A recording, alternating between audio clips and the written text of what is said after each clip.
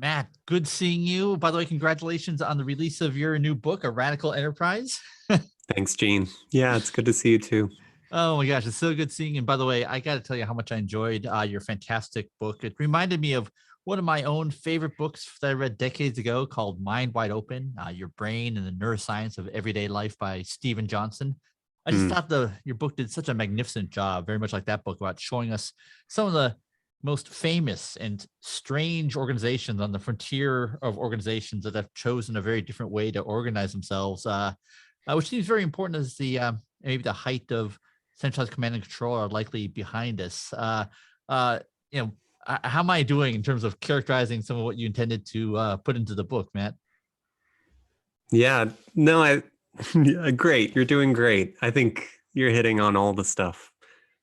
I Well, don't know how to say it, but yeah. in fact, do you want to talk about first, like, how did you first come to learn about radical collaboration and how organizations may not all look the same in terms of how they're structured?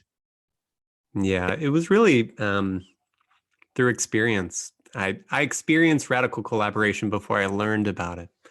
My first decade in the software industry was not a great decade as far as I'm concerned. I worked for a lot of corporations, both very small and gigantic, Um, and across the board, I had very stressful experiences, very non-collaborative experiences. It seemed like everyone had tried to figure out um, what is the least effective, most annoying way we could make software together, and let's do that. And after a decade of it, I thought, well, maybe software isn't for me. And I was lucky enough right around that time that a company called Pivotal Labs reached out to me and said, like, hey, do you want to come interview? We saw some of your open source work. It looks really interesting. We thought you might fit in here. And I knew only a little bit about them. I had used Pivotal Tracker on side projects. I heard they did extreme programming. I really didn't even know what that meant. Um, but just walking into that place, it was a lifesaver because the second I walked into that office that they had there in New York at the time, I realized that software doesn't have to be sad or stressful, that you can do amazing things and have a lot of fun doing it. It was such a wonderful experience just walking into it, seeing all these people pair programming, What year laughing, was that, by the way? smiling. That was 2011. That was 2011. 2011. Yeah. And so just walking into a sea of standing desks and sitting desks and people doing pair programming and laughing and building software together and geeking out. And I thought, oh, okay, maybe there's hope. And I was lucky enough to get a job there. And I spent the next decade there doing all those things, working on those teams, eventually playing some leadership roles as well, including global head of engineering as Pivotal Labs became something global and spread across the world. And the whole experience was, yeah, both life affirming and life changing.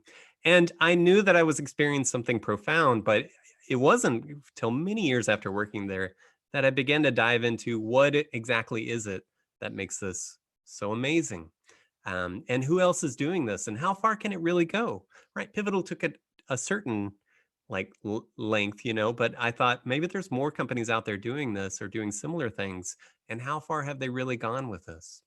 And that's what led me to write the book. That's what led me to research all these different organizations that you can read about in the book, from giant, massive organizations like Hire, the appliance manufacturer, down to very small startups like C Labs, the cryptocurrency company. So, and everything sort of in between. It was a really gratifying experience to discover there's a whole world of radical collaboration out there, and to understand how it works underneath the hood. That's really what I became focused on throughout the book. And by the way, the person who introduced us was another person who was in a leadership role at Pivotal Labs, Elizabeth Hendrickson, who was eventually a VP of engineering there as well. So yeah, there was something. In fact, I met her around 2013, and I had a very similar feeling visiting the San Francisco offices, that there was a magic there that was very, very different. And, that I think many people have studied, over the last decade. It's amazing to hear just how many people who either worked with Pivotal Labs or worked at Pivotal Labs who just describe just how they managed to create something very, very special and unique there. Yeah. Yeah. Elizabeth is a really cherished mentor for me. And, and it's through sort of the behavior and modeling of someone like her that you really begin to understand what radical collaboration is all about, right? She was a leader within the organization, but she embodied the sort of spirit of support leadership, right? It was her job. Her job was to figure out, how can I make a whole organization of autonomous and self-organizing and self-linking teams such that I obsolete myself, right? My success criteria becomes me no longer being necessary here. And that's such a powerful way to think about your role as a leader within an organization. It's really, how do you create an organization that can succeed, thrive, grow without your centralized command and control. And that's what she helped Pivotal do, and that's what I've seen now at many other corporations around the world. That's amazing. And by the way, Elizabeth Henderson has also been a mentor for me. And just to show that it's not just about being nice, the famous story that she told me was that when she joined Pivotal Labs as director of quality engineering, the first thing that she did was eliminate quality engineering as a Yes. separate discipline, which yeah, I think even people at Pivotal Labs found a little startling and alien and strange. No doubt. Yeah. Bold moves. She Yeah. was full So of them, and she did it with compassion, though. And whenever Elizabeth was making some sort of change at Pivotal, it was never without compassion, without understanding that change is hard, it can be scary, but we're all in this together, and we're iterating on our organization in ways that will empower us all. wonderful. So great. In fact, before I go to the next question, what can you just maybe briefly describe, kind of maybe from the outside, what did it look like as Elizabeth Hendrickson came in and did something as radical as eliminating quality engineering because she cared so much about quality? What did it look like maybe from the outside of her organization? Well, I was inside the Oh, organization when it happened, so it's a little hard for me to say what it looked like from the outside, but I can tell you the experience from the inside. Um, as Pivotal and Pivotal Labs began to embrace the discipline of exploratory testing, um, we began to have a much more cross-disciplinary and generalist approach to not only being able to do test-driven development within the confines of a story, but to be able to explore the application and the edges of it in a way that helped us really understand and embrace what it was to use the application, to understand what it was to experience this application, not as internal software developers, but as people on the outside, as our users, to be able to empathize with them. And that process played out over the course of a couple of years on Cloud Foundry and within the R&D organization. And it led to roles changing and evolving throughout that time. But we very much had a spirit of like, we're learning as we go and we figure this out together and we succeed at this together. It never felt forced on us, which much organizational change can if you've been inside any sort of traditional enterprise. This very felt very much more organic, and iterative, which I think was a really powerful experience for all of us who were there. oh, so amazing. So as you opened up the aperture and looked at other organizations that were also blazing this very strange trail, what was the most surprising thing that you learned during your research? And I was so delighted in that research. You also mentioned, some very famous and storied organizations like A.L. Gore and so forth that I've seen, I've read about, but this is the first time I've seen it put into a cohesive whole. So what was your biggest surprise as you try to make sense of all these sometimes very different looking organizations? Hmm. My biggest surprise. I should have read these questions beforehand because now I'm wondering, what was my biggest surprise?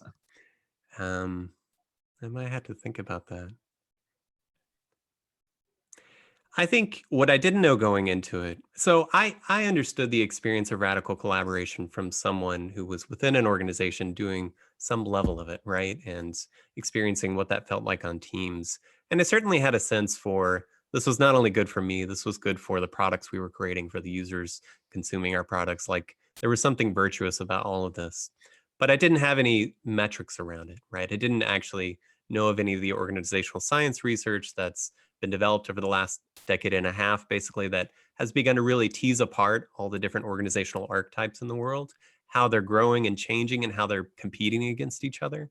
I didn't know how competitive radical collaboration and the paradigms of partnership and equality really are. And that, I think, I can't say that it was surprising, but the numbers on them are almost startling, right? Like, when you look at how they outcompete traditional organizations, on all these different economic dimensions, from growth and market share to increase in customer satisfaction. Like, just bit by bit, you see how on all these different financial dimensions, they're out competing, right?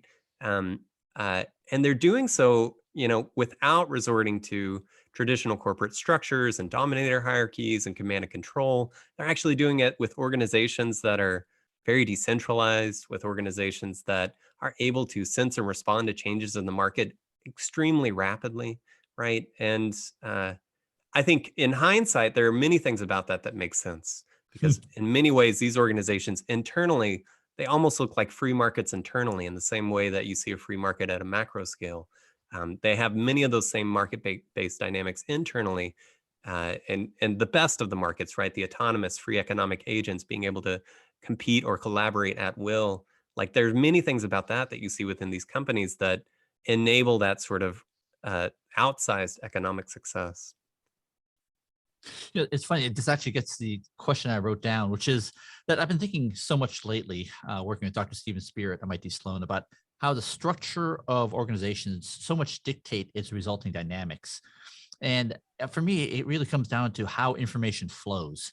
Mm. So can you talk about how, and I love the fact that you brought up free markets, because markets are just a fantastic mechanism for, matching supply and demand, for taking all available information and, pricing as a signal.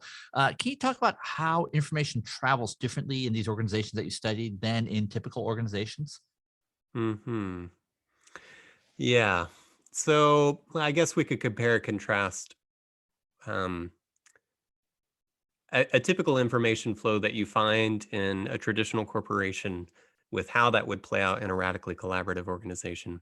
This may or may not get to exactly what you were hoping for, but I think one of the things I lead with in my book is that these organizations seem to be succeeding without traditional bureaucracies or bosses. And I even use the word bullshit. And I know that's a strong word to use, but I think anyone who has spent much time inside a big hierarchical corporation has experienced a level of corporate bullshit that can't be denied, right? Anyone who has experienced a frustration in their role and their only recourse is to say, "Dear manager, I'm frustrated. Here's the problem. Here's the context.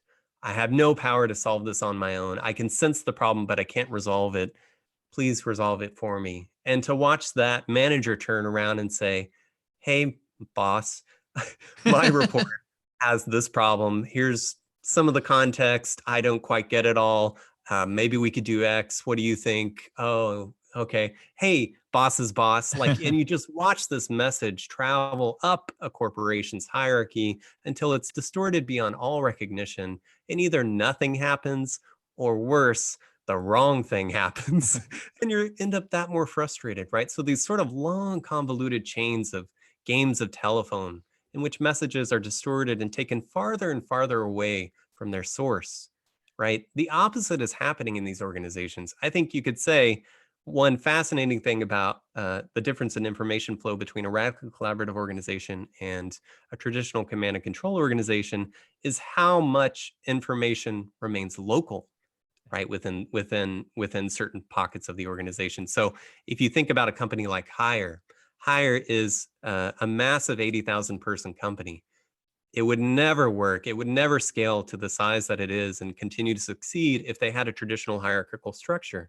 Instead, they have something called micro enterprises. They have thousands of micro enterprises within the company, and these are like autonomous, self-organizing mini companies within the larger company, owning their own profit loss statement, having zero distance to the customer, and making decisions on a day-to-day basis of how are they solving for the next customer need, how are they moving forward the next innovation, and how are they collaborating with other micro enterprises within the company or with enterprises outside the company to make that happen, right? So I think that's the primary difference that you find within these organizations is how much of the bullshit information flow has been eliminated because you're actually empowering an organization to sense and respond to organizational tensions. That's the real power. That's why they're so fast and why they're out competing their competitors, because they can change and adapt so much more nimbly and quickly than anyone else.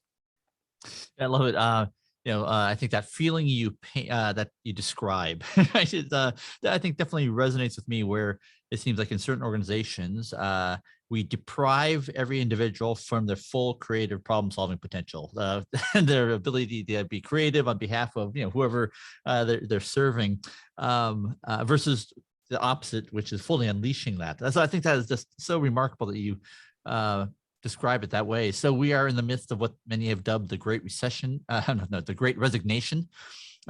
Is this merely a fleeting phenomenon or a sign of something bigger? Yeah. Well, I can predict the future, so I'm going to go ahead and tell you.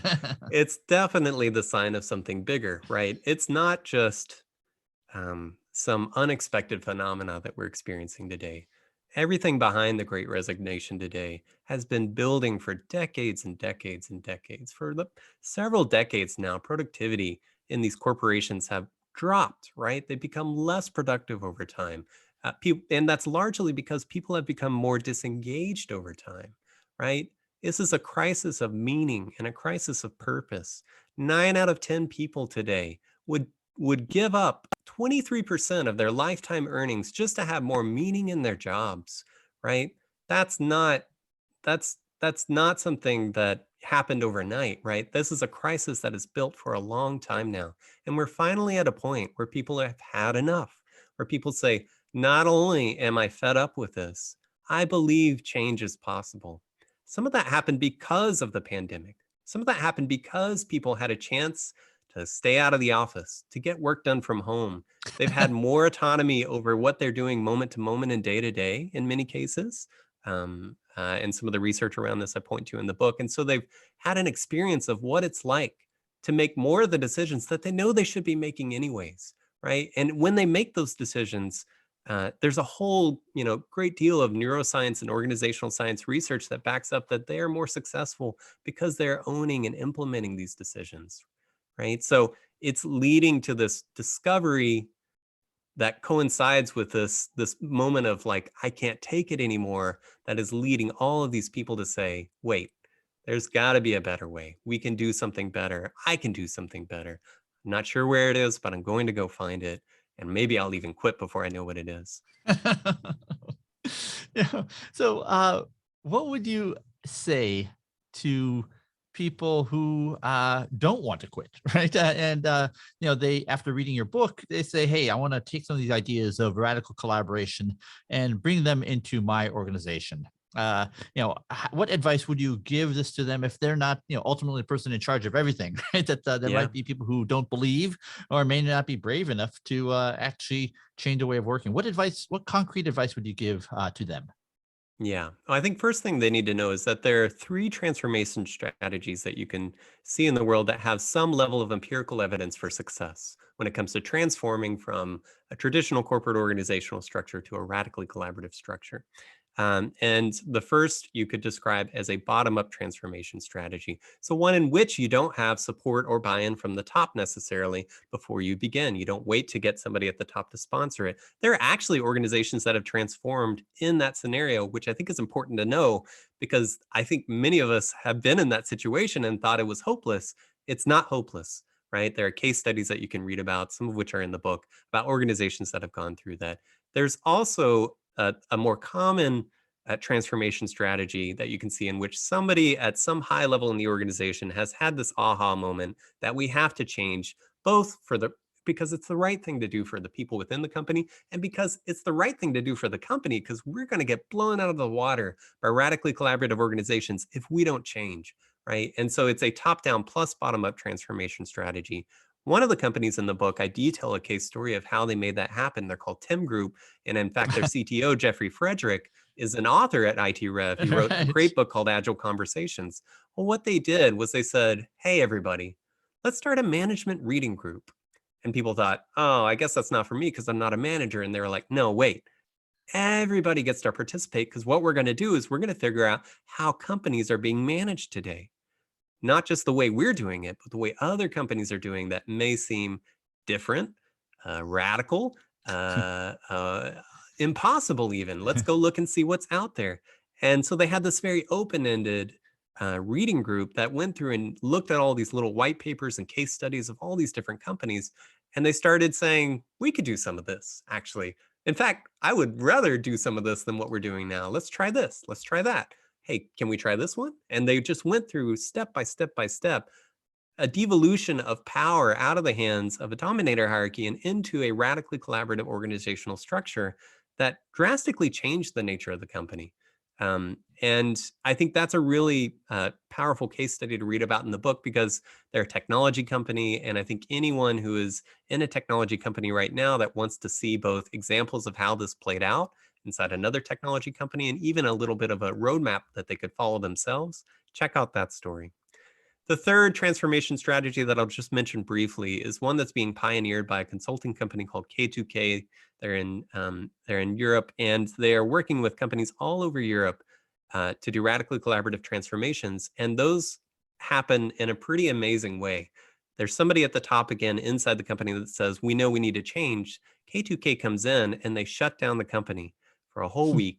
And everyone goes and visits progressive organizations, organizations that have already made this shift, right? And they come back and they say, here's what we learned. Here's what we liked. Let's see what we want to do. And they put together a list of recommendations and then they take a vote. And they have to have 80% of the company say, yes, we're going to do this. And they have to have the CEO and the whole C-suite say, if we stand in the way, we can be fired. That's actually happening right now in the world. And I think all of those case studies too that are happening through that company and through that approach are worth looking at in detail as well. Even if that's not the approach you take, you should check it out. So anyways, at a high level, I think those are some of the things you can look for if you're in the situation, you want to change your existing company, you don't want to quit. Very good. And so, if you were within a typical hierarchical organization, what specific, this is short of embarking the entire company on that path, what are things that people can do to change the organization around them to work in a more Yeah. radically collaborative way? Yeah, absolutely. So the important thing to remember is that although radical collaboration does speak to an organizational structure, it also speaks to an attitude and a mindset, right? No one can stop you from treating the people around you with trust, respect, humility, empathy, right? No one can tell you you can't do that within a company. You can act radically collaborative towards others, even if you are not in a radically collaborative organization. I think that's the very first step to take. It is changing your internal mindset.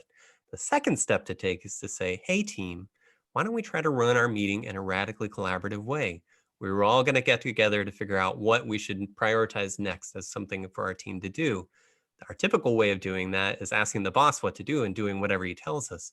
Hey, why don't we try this new meeting approach? It's a radically collaborative meeting approach that allows us to synthesize our various insights in a way that allows us to move forward and choose the next task of work without just assuming some person knows all the answers, with actually leveraging our unique insights, creativity, intelligence to move us forward more rapidly and more collaboratively. There's a whole host of meeting techniques, some of which I wrote about in a little book you can find in O'Reilly called Radical Collaborative Patterns for Software Makers that detail just different activities you can do in the space of your team in a meeting to experience radical collaboration. Now, you may step out of that meeting and be right back in a non-radically collaborative environment, but I promise you, teams that go through a little experience like that always want more. They want to do it again and again, and then they want to take it farther. And it begins to change the way people relate to each other, the way they think, the way they act. And pretty soon, you know it, radical collaboration becomes second nature. And then it spreads from team to team. Yeah. So those are some things you can start with. Fantastic. And by the way, I forgot to react to your bringing up Jeffrey Frederick, a person who I also tremendously admire, who was also introduced to me by Elizabeth Hendrickson. And it actually took your book for me to learn about all the amazing stuff that he was doing at the Tim Group. I've always, even without knowing that, I just found him to be an incredibly clear thinker and just an incredibly transformative, a person who just have done transformative things, throughout his entire career. So thank you for teaching me about that. Is there anything else that you'd like to share about your incredible book, Matt? Hmm.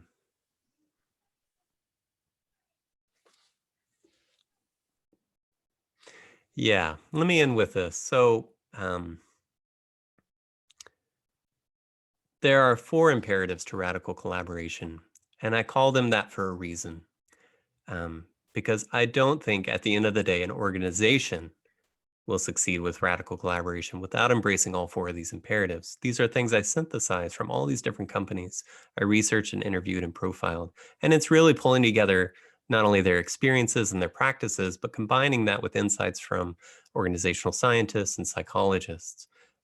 These four imperatives: team autonomy, managerial devolution, deficiency need gratification, and candid vulnerability, those four together are what make radical collaboration so successful, both for people experiencing them and for organizations and companies competing on the market.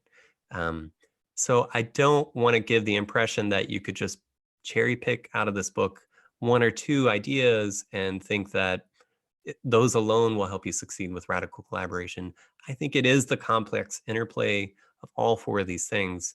The good news is you probably wouldn't want to embrace any of those imperatives without embracing the others, because you wouldn't have fun, because it would be dysfunctional, it wouldn't succeed, it wouldn't evolve and grow and iterate and change. So I think I just want to end with that, both caution and recommendation.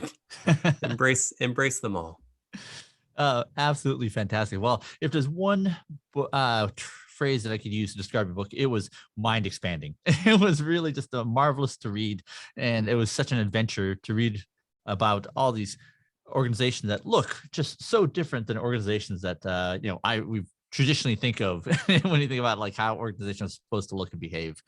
So congratulations again, Matt, on a fabulous book, and looking forward to catching you hopefully soon later in the year in person, one of these days. Yes, yes. I can't wait to get back to in-person meetings and conferences. I look forward to that too. Thank you so much. Okay, thank you, Gene.